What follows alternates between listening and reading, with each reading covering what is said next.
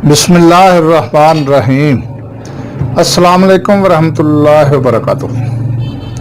नाज़रीन, मैं हकीम खालिद महमूद नक्शबंदी मुजद्दिदी आपकी खिदमत में हाजिर हूँ और आप सबको अपने चैनल पर खुशामदीद कहता हूँ।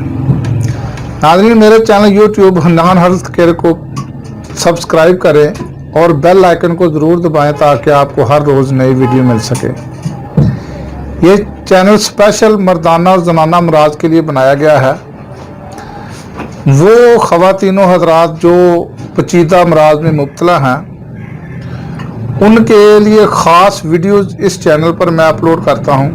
आप इनको देखें, आपकी रहनुमाई के लिए बहुत ही मुफीद होंगी। तो आज का मेरा मौजू है कज़ीब में इंतशार किस तरह पैदा होता है। कज़ीब को दूसरे लफ्ज़ों में आप अज़ूग तनासल भी कह सकते हैं, अज़ूग ख़ास ये तिब्बी नाम है, कज़ीब भी तिब्बी नाम है। तो ये मैं आपको इसलिए आज इस वीडियो की बनाने की ज़रूरत महसूस हुई है कि कुछ लोग ये सवालात करते हैं, तो उन सवालात की वजह से मैं ये आज वीडियो बना रहा हूँ ताकि आप सब लोग जो भी जिनको नहीं भी इल्म है वो भी इससे इस्तिफ़ादा हासिल करें। तो इसमें इंतशार कैसे पैदा होता है। कज़ीब जो है ये उन अज़ा में से है जो आम तौर पर ढीले और छोटे रहते हैं, मगर किसी ख़ास वक़्त फूल कर बढ़ने और खड़े होते हैं। इनका इस्तिलाही नाम अज़ाए इंतसाबिया है। ऐसे अज़ा बदन इंसानी में सिर्फ 3 हैं, लेकिन इन तीनों में सबसे ज़्यादा कज़ीब है। इसके बाद औरतों का बज़र जो मर्दों के कज़ीब की बजाय होता है, और सबके बाद सरपस्तान या बटनी। इसको तीसरा इसका जो नाम है वो है हल्तमा, यानी कि ये पस्तान के ऊपर जो हेड होता है उसको पस्तान, सरपस्तान भी कहते हैं या बटनी भी कहते हैं। इन अज़ा के अंदर छोटे छोटे बारीक खाने बकसरत होते हैं और बाहर से एक मजबूत रेशादार गुलाफ इनको बंद रखता है। इन खानों के अंदर छोटी छोटी और बारीक वरीदों का जाल होता है। हकीकत में इंतशार इन्हीं वरीदों पर मौकूफ है। इसी जाल में वरीदों का बाहमी इत्तिसाल कसरत से होता है। इस जाल की वरीदों में आम शराइन के मुकाबला में फूलने और छोटे होने की बड़ी खासियत और काबिलियत होती है।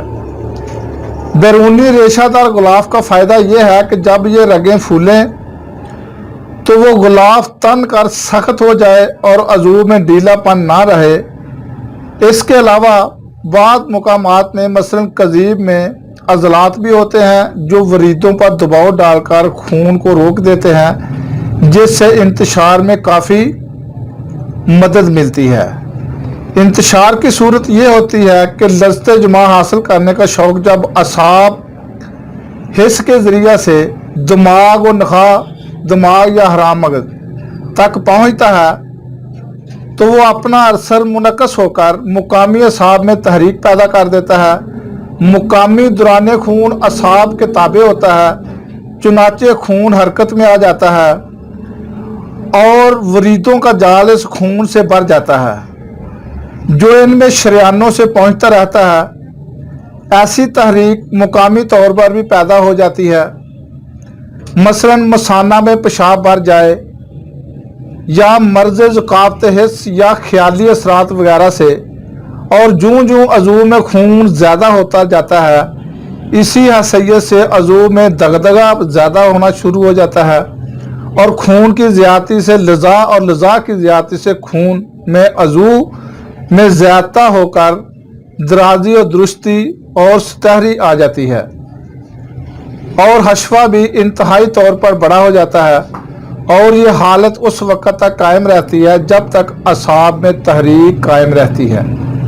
और जब ऐसी तहरीक में सुकून पैदा हो जाता है तो अज़ली अलियाफ सुकड़ कर रगों पर इतना दबाव डालते हैं कि ज़ायद खून वरीदों की तरफ लौट जाता है और अज़ू बदस्तूर साबिक ढीला हो जाता है।